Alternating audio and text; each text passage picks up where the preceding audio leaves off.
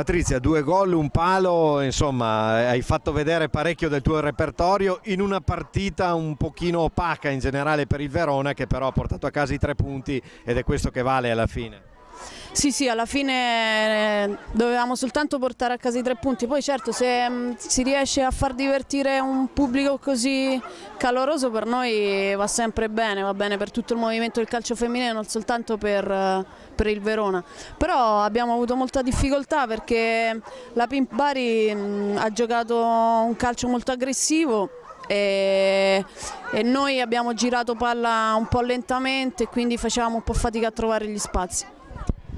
Tanti autografi, tanto entusiasmo, insomma abbiamo trovato una Bari al femminile che sta venendo fuori. Sì, sì, io mi auguro che questo entusiasmo ci sia per il Bari, ci sia tutti i sabati che gioca in casa, non soltanto quando magari affronta il Verona o squadre di vertice. Io spero che anche il Sud possa dire la propria sul calcio femminile in qualsiasi circostanza. Sabato a Verona arriva la tua Torres.